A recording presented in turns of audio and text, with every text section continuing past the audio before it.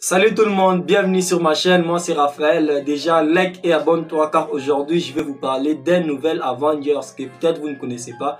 Un héros d'ailleurs surnommé l'homme qui répare les femmes. Donc si tu es une femme, prends ta chaise, assis-toi confortablement et surtout reste jusqu'à la fin de la vidéo pour tout savoir sur la personne qui vous répare. Et ces nouvelles Avengers, c'est les prix Nobel de la paix 2018, les docteurs Mukwege. C'est parti.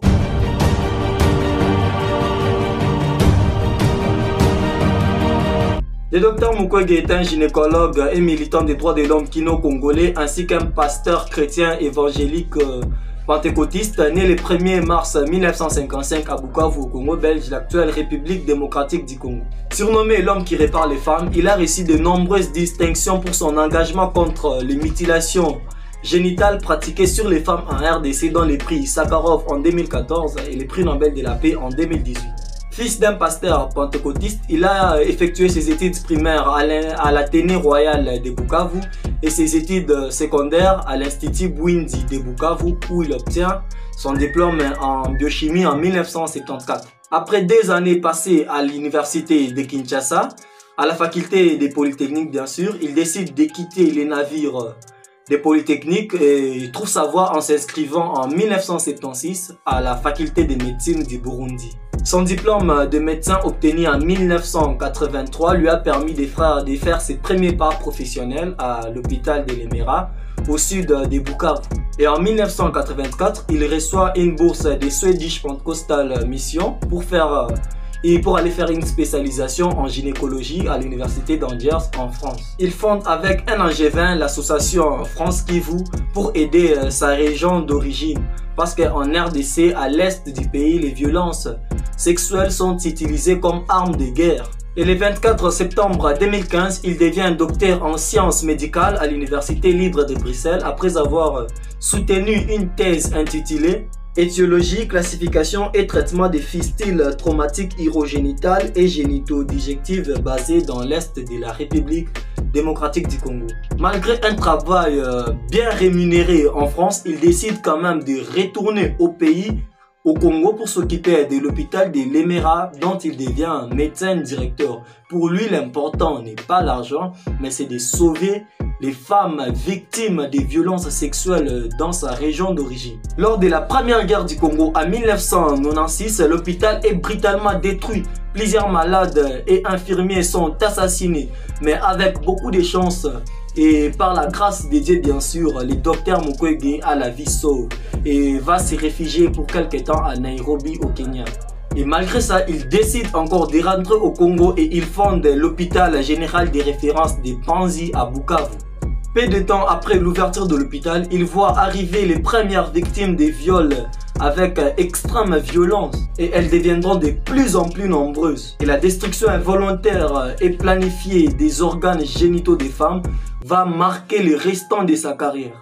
Il décide de faire connaître au monde la barbarie dont sont victimes les femmes à l'est de la RDC où les viols collectifs est utilisé comme arme de guerre. Pour faire face à cette épidémie volontaire, il s'est spécialisé dans la prise en charge des femmes victimes de violences sexuelles. Il met au point un modèle de prise en charge globale de ces survivants. Physique, psychique, économique et juridique, les femmes sont soignées de façon holistique et bénéficient désormais d'une aide à tous les niveaux et sur le long terme. Et sur le plan médical, il est connu comme étant l'un des spécialistes mondiaux des traitements des fistules. C'est à ce titre qu'il a reçu le titre de docteur honoris causa de l'université d'Umeå en Suède en octobre 2010. Au cours de la même année, il a reçu la médaille Wallenberg de l'université du Michigan.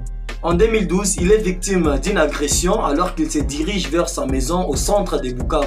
Le gardien de sa maison est abattu à bout portant après l'avoir averti du danger. Sa voiture est incendiée et le docteur Mukwege est ligoté jusqu'à ce que le voisinage vienne à son secours. Il sortira sain et sauf de cette agression et s'exile pour quelques mois en Belgique. Après cela, des centaines de mamans marchandes et vendeuses de légumes se cotiseront pour lui payer son billet de retour alors qu'elle gagne moins de $3 par jour.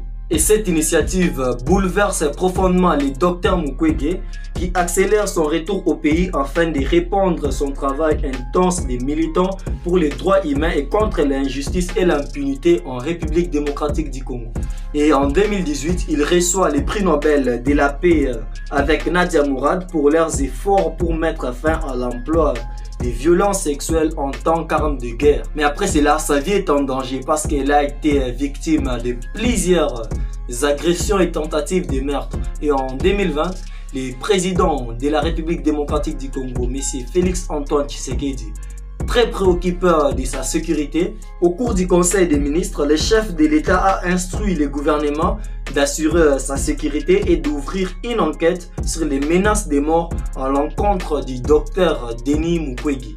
Selon le président Félix Tshisekedi, intimidation, correspondance haineuse et menaces de mort sont les lots quotidiens du réparateur de femmes violentées. Et actuellement, il vit sur surveillance à l'intérieur de son hôpital ayant été victime de plusieurs tentatives de meurtre. Et en plus de son activité médicale, il officie comme étant pasteur chrétien évangélique du mouvement pentecôtiste dans une église de Bukavu. Et durant sa carrière, le docteur Mukwege a reçu plusieurs prix et distinctions. Récemment, le docteur Mukwege est même pressenti comme étant le candidat le plus dangereux de Félix Antoine Tshisekedi à l'élection présidentielle de 2023, a déclaré l'acteur politique Alain Bolodjoa au cours de l'émission télévisée La Voix du Peuple. Et s'il compétit à la présidentielle de 2023, on les voit déjà vainqueurs face à Félix Tshisekedi. Mukwege est le seul bulldozer capable de battre le président Tshisekedi aux urnes. Il acceptait bien sûr de servir la nation comme candidat à l'élection présidentielle de 2023.